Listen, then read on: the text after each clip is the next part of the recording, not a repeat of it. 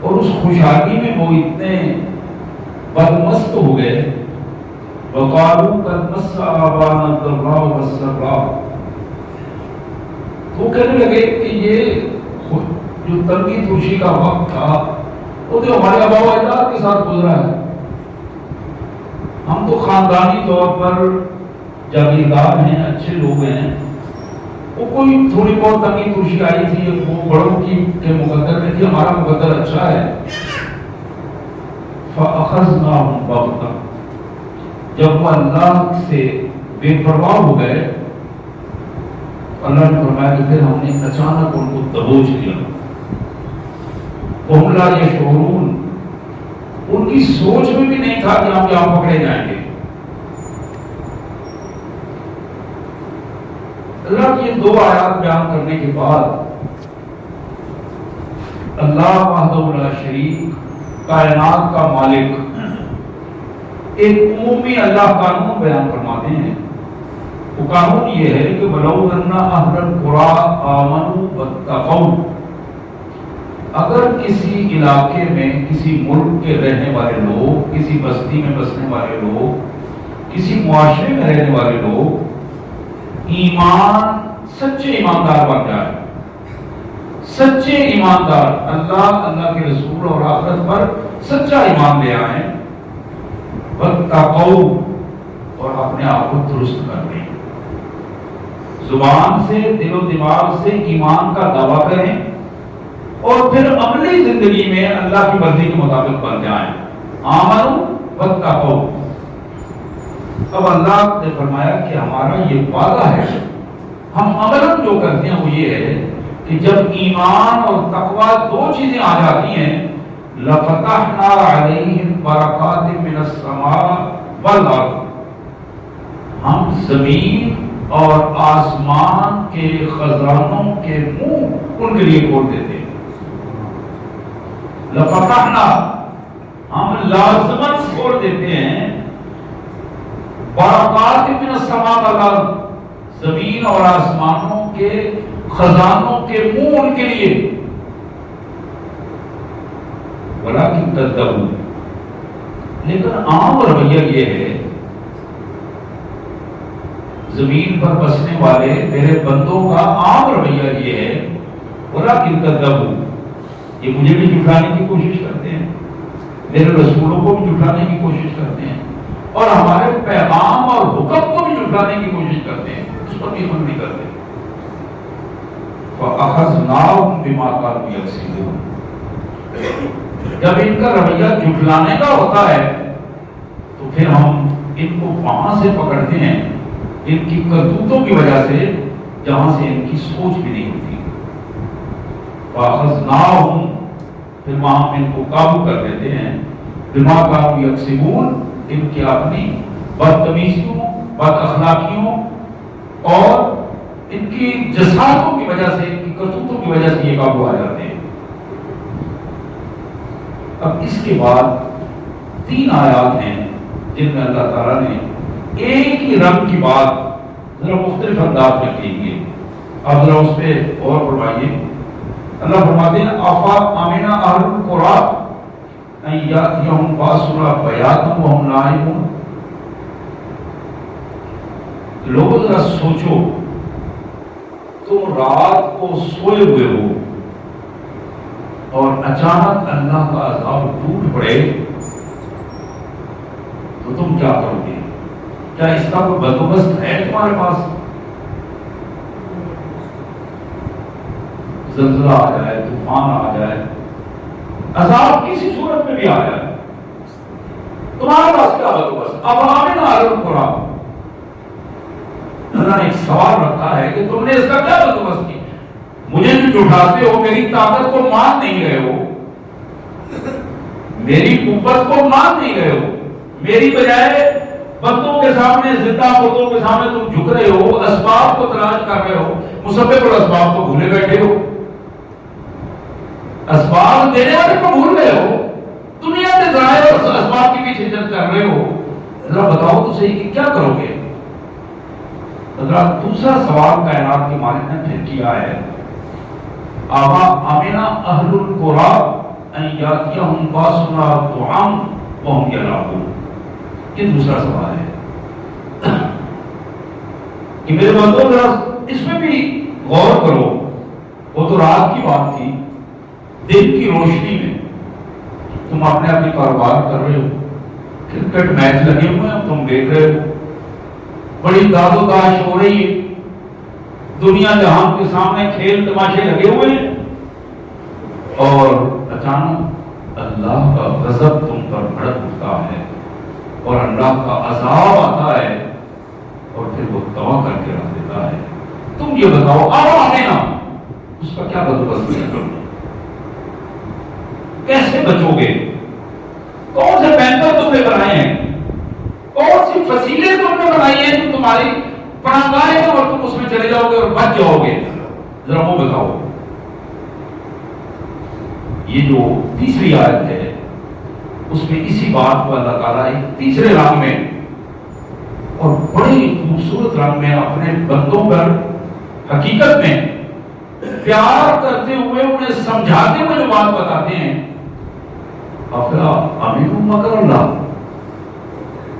میرے بندو تم اللہ کے فیصلوں سے اپنے آپ کو محفوظ سمجھتے ہو؟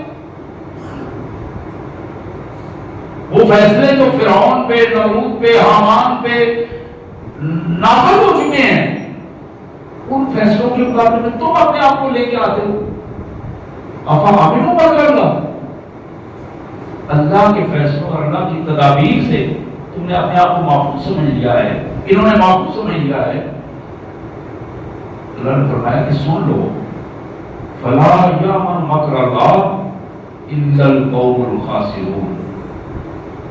اللہ کی تدابیر اور اس کے فیصلوں سے وہی لوگ اپنے آپ کو محفوظ سمجھتے ہیں جو تباہی اور بربادی کو دعوت دینے والے ہیں. جو ناقص اندیش ہیں انہیں اندازے نہیں کہ اللہ تعالیٰ ان کے لیے کیا پیغام دے کر آ رہا ہے.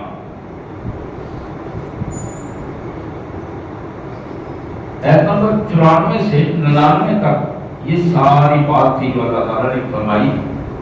اور پھر آخری آیت جو ایت نمبر 100 ہے، اللہ فرماتے ہیں اولم یہد للذین یرثون الارض من بعد اہلہا. یہ لوگ جن سے پہلے حکمران اس زمین پر تھے، انہوں نے کبھی نہیں دیکھا کہ ان کے ساتھ ہم نے کیا کیا. آج ہم نے ان کو یہ زمین پہ راستہ دیا، اختیار دیا، سب کچھ دیا. انہیں نہیں معلوم کہ اس سے پہلے 70 سال سے کیا ہو رہا ہے، کون آیا، کون کیا اور کس انداز میں. لو نشاء اصبناهم بذنوبهم. اگر ہم چاہیں ان کی بدبختیوں کے بدلے آج بھی ہم ان کو قابو کر کے تباہ و برباد کر دیں تو ہمیں کون پوچھنے والا ہے؟ کون ہماری طاقت کو چیلنج کرنے والا ہے؟ وَنَطْبَعُ عَلَىٰ قُلُوبِهِمْ فَهُمْ لَا يَسْمَعُونَ. جو لوگ اللہ سے کے پیغام سے بے پرواہ ہو جاتے ہیں، اللہ فرماتے ہیں کہ ہم ان کے دلوں پر مہر لگا دیتے ہیں. لوگ سناتے سناتے تھک جاتے ہیں، وہ سنتے ہی نہیں ہیں. ان کے کانوں میں بات نہیں ہوتی، ان کی نظریں پریشان ہوتی ہیں، دل و دماغ میں بات نہیں آتی. نستغفر اللہ ونتوب الیہ. ہم اپنے اللہ سے پناہ مانگتے ہیں، انفرادی طور پر بھی، اجتماعی طور پر بھی. ہم اللہ کی پناہ میں، اس کی حفاظت میں اپنے آپ کو محسوس کرتے ہیں. اللہ تبارک و تعالیٰ کسی بھی سطح پر اللہ ہمیں عذاب سے محفوظ فرمائے، اور اللہ تعالیٰ کہیں کسی کی گرفت ہو رہی ہو، ہم اللہ سے دعا کرتے ہیں کہ ہمیں من حیث القوم اللہ تعالیٰ اس سے محفوظ فرمائے. ہمارے ملک کو، ہماری قوم کو، ہمیں اللہ تبارک و تعالیٰ اپنی خاص حفاظت پہ رکھے اور ہمیں شعور عطا فرمائے تاکہ ہم اپنی زبان، اپنے فیصلے اور اپنے عمل کو اپنے اللہ کے حکم کے مطابق بنا سکیں. اللہ یہ آیات تھی سورہ آراف کی جو میں نے آپ کے سامنے رکھی.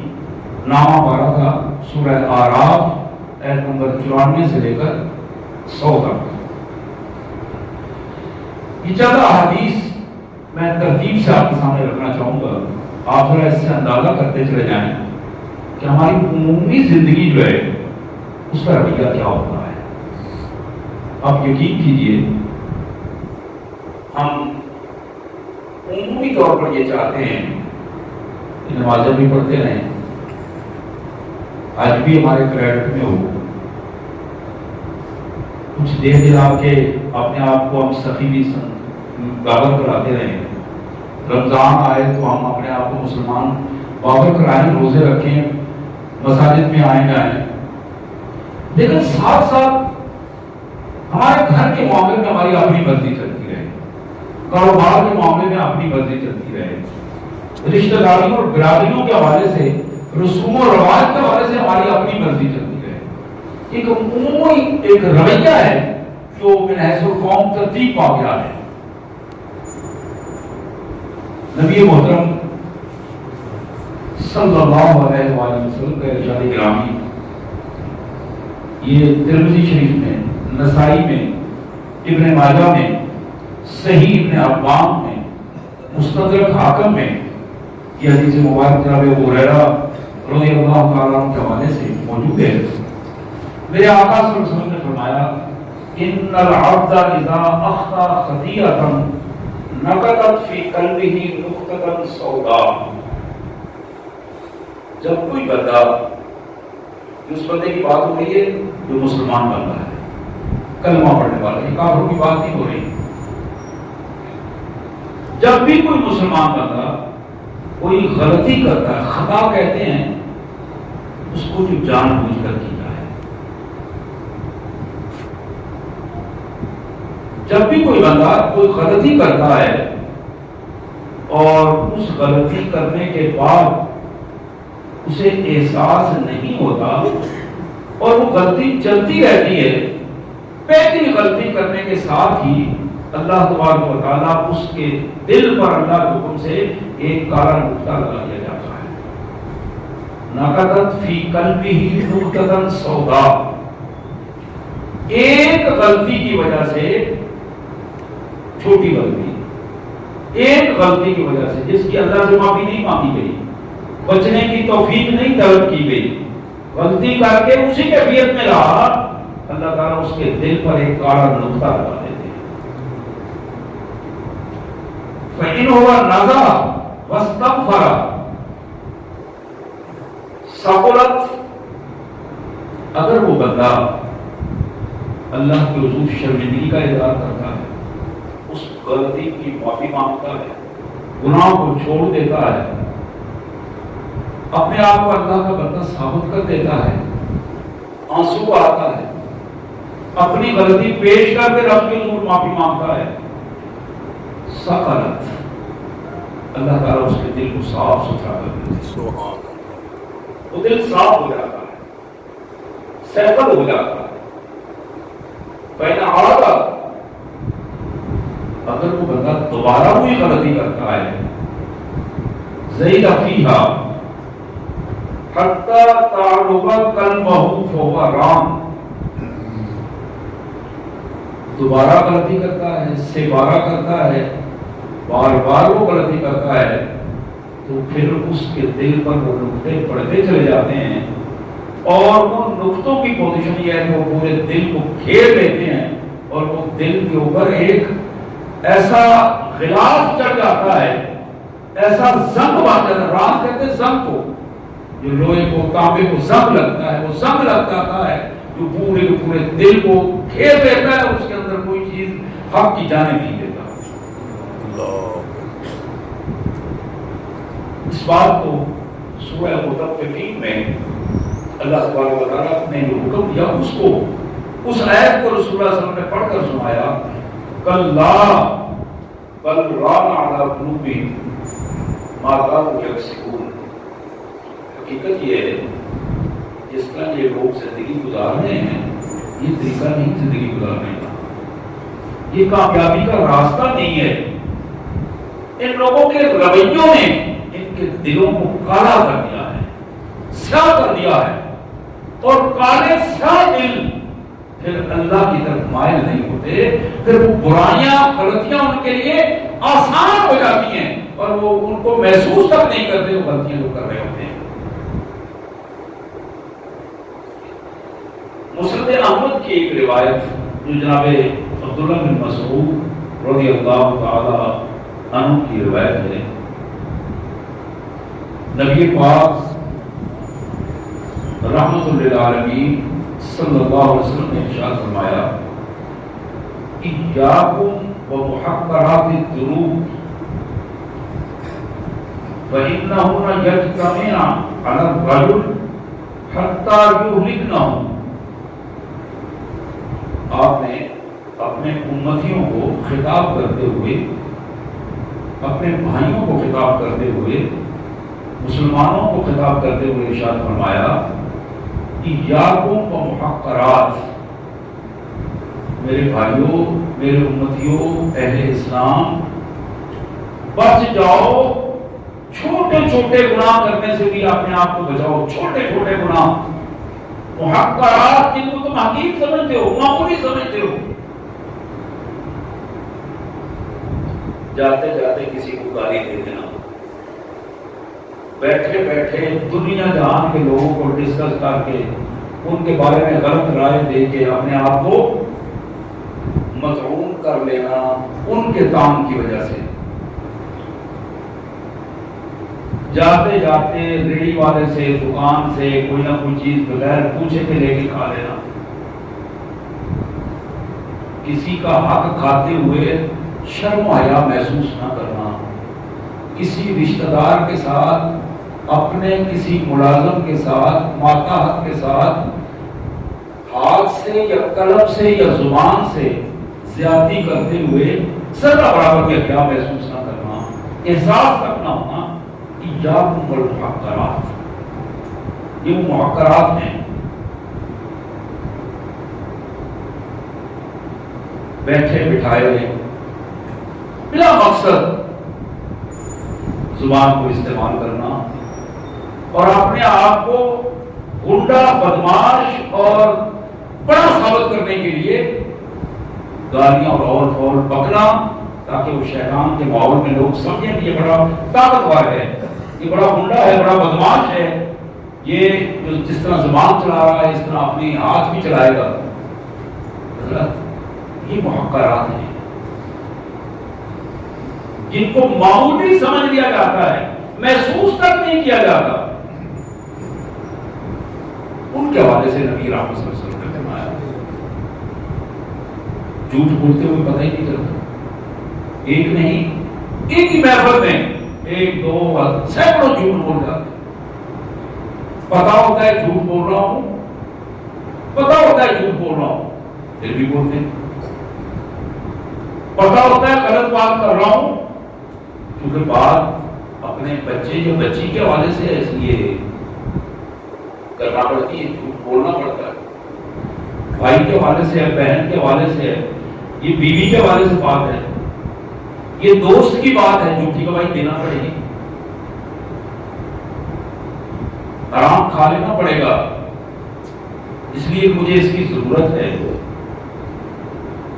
دوسرے کا حق ہو، چاہے کسی بھی سطح پر ہو. حضرات میرے آقا صلی اللہ علیہ وسلم نے فرمایا ایاکم ومحقرات الذنوب،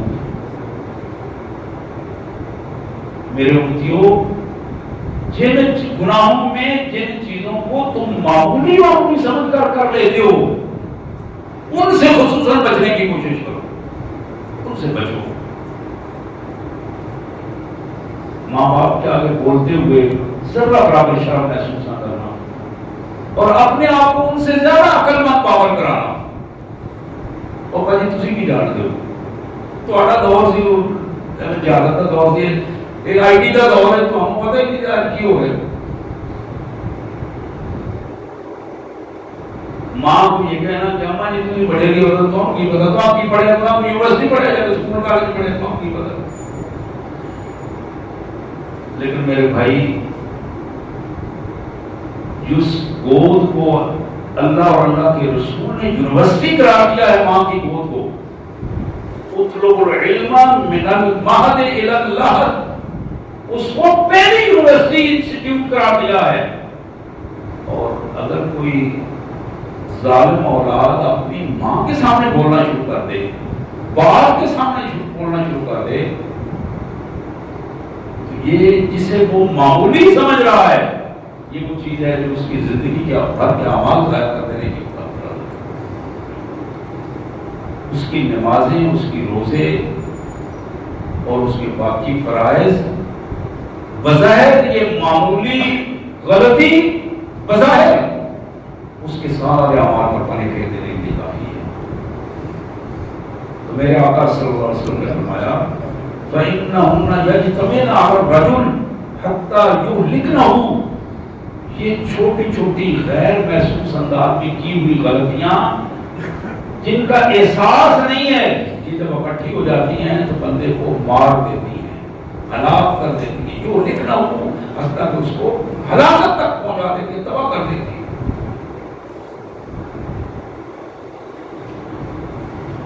نبی احمد صلی اللہ علیہ وسلم نے اسی حدیث میں اس کی مثال پیش کی۔ آپ نے فرمایا کہ تم نے کبھی محسوس کیا کہ چند لوگ جا رہے ہیں، جنگل میں بیٹھے ہیں، کھانا پکانا ہے، اسباب سارے موجود ہیں، ہر ایک اٹھتا ہے، اپنے اپنے حصے کی لکڑیاں اٹھا کے اکٹھا کرتا ہے، ایک لکڑی سے وہ کھانا نہیں بنتا، جب وہ ایک لکڑی لا کے رکھتا ہے، دوسرا آتا ہے، تیسرا آتا ہے، وہ لکڑیاں اکٹھی ہوتی ہیں، آگ جلاتے ہیں اور کھانا بن جاتا ہے۔ جس طرح ان لکڑیوں کی قوت اپنے اثرات دکھاتی ہے، آگ جلاتی ہے، بالکل اسی طرح چھوٹے چھوٹے گناہ میں مل کر ایک قوت بنتے ہیں، اور پھر وہ ایک کبیرہ گناہ سے بھی بڑا گناہ بنتا ہے جو اس بندے کو تباہ و برباد کر دیتا ہے۔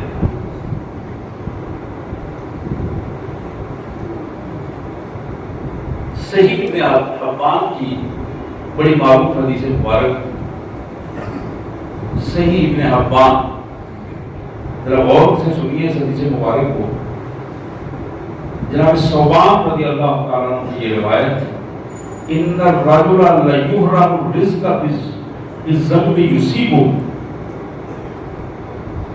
یہاں بات کافروں یا منافقوں کی نہیں ہو رہی، مسلمانوں کی ہو رہی ہے۔ بعض اوقات اچھا خاصا آدمی اپنے گناہوں کی وجہ سے عزت والے رزق سے محروم کر دیا جاتا۔ بعض اوقات اپنے گناہوں کی وجہ سے اچھا انسان بھی گناہوں کی وجہ سے عزت والے رزق سے محروم کر دیا جاتا۔ یہ بہت بڑی بات ہے، بہت بڑی بات ہے۔ حضرات رزق دو قسم کے ہیں، ایک رزق ہے آ رہا ہے، کوئی پتہ نہیں آ رہا ہے جا رہا ہے، بے برکتہ رزق ہے، اس میں برکت نہیں ہے۔ لاکھوں لوگ آ رہے ہیں، کروڑوں آ رہے ہیں، جا رہے ہیں۔ ایک رزق ہے، تھوڑا ہے، زیادہ ہے، اس میں برکت ہے، اور برکت کا مفہوم آپ جانتے ہوں گے کہ جہاں دوسرے کا 10,000 لگ رہا ہے، اس کا 10 روپے میں کام ہو جاتا ہے، اس کو برکت کہتے ہیں، اور یہ صرف اللہ کی طرف سے ہوتی ہے۔ اللہ جس کے رزق میں برکت ڈال دیتا ہے، اللہ تعالیٰ اس کی عمر میں، اس کے نیک اعمال میں، اس کے صالح اعمال میں، اس کے رویے میں، اس کے وسائل میں برکت ڈال دیتا ہے۔ جناب محمد کریم صلی اللہ علیہ وسلم نے،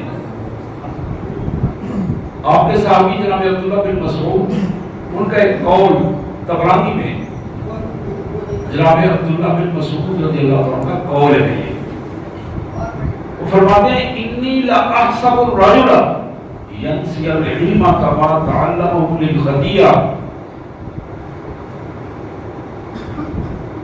کہتے ہیں کہ میرا یہ یقین ہے، میں سمجھتا ہوں کسی بندے کو یاد کیا ہوا اگر علم بھول جائے، اسے قرآن یاد تھا بھول گیا، کچھ صورتیں یاد تھی بھول گئی، حدیثیں یاد تھی بھول گئی، اچھے چیزیں یاد تھی بھول گئی، جناب عبداللہ بن مسعود کہتے ہیں کہ اس بھولنے کی جو بنیادی وجہ ہے وہ اس کے گناہوں والی زندگی ہے. جتنے گناہ زیادہ ہوتے چلے جائیں گے اتنا ذہن کمزور ہوتا چلا جائے گا.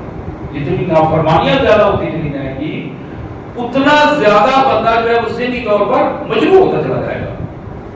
بالکل امام شافعی رحمۃ اللہ علیہ نے اپنے استاد وکیع سے بھی یہی بات عرض کی تھی. شکوت الی وکیع سوء حفظی فاوصانی الی ترک المعاصی لأن العلم نور من الہ ونور اللہ لا یعطی لعاصی. امام کہتے ہیں کہ میں نے اپنے استاد محترم امام وکیع رحمۃ اللہ علیہ سے عرض کی حضرت آپ سے کمزور ہو گیا ہے, باتیں بولنا شروع ہو گئی. انہوں نے کہا بیٹا اللہ کی نافرمانیاں چھوڑ دو. یہ نہیں کہا کہ سونف کھاؤ جا گئے, سونف کھاؤ مغزیات کھاؤ مسئلہ حل ہو جائے گا. وہ سونف مغزیات تو آلریڈی چل رہی ہے, وہ تو زندگی کے سارے معاملات چل رہے ہیں. ضرورت یہ ہے کہ جو تمہارے اندر نافرمانی آ گئی ہے اللہ اور اللہ کے رسول کی اس نافرمانی کو دور کرو. اس کو دور کرو گے دل دماغ صاف ستھرا ہو جائے گا اور وہ اپنی ورکنگ جو ہے برابر طریقے سے اللہ شروع کر دے گا. حضرات کہ میں آخری حدیث آپ کے سامنے بیان کر رہا ہوں, آپ اس حدیث مبارک کو سنیے. میں نے پہلی دفعہ پڑھی ہے یہ حدیث. آپ یقین کریں جب میں یہ حدیث پڑھ رہا تو میں کام کیا ہوں ایک دفعہ یہ حدیث مبارک پڑھ کے. نبی رحمت صلی اللہ علیہ وسلم جناب خاتم الانبیاء سید المرسلین, آپ کا یہ ارشاد صحیح ابن حبان میں فرماتے ہیں کہ لو ان اللہ یؤاخذنی وعیسیٰ بذنوبنا لعذبنا ولا یظلمنا شیئا. میرے آقا فرماتے ہیں کہ اگر اللہ مجھے اور عیسیٰ علیہ السلام کو, اس طرح اشارہ کر کے فرمایا, مجھے اور عیسیٰ علیہ السلام کو کسی ہمارے لفظ یا گناہوں کے بدلے میں پکڑ لے اور ہمیں سزا دے تو ہم پر ظلم نہیں ہوگا. ولا یظلمنا شیئا, اللہ اپنی جگہ پر بالکل درست فیصلہ کرے گا. آپ ذرا اندازہ کیجیے یہ بات معصومین کی ہو رہی ہے, جن کو اللہ نے معصوم کرا دیا ہے.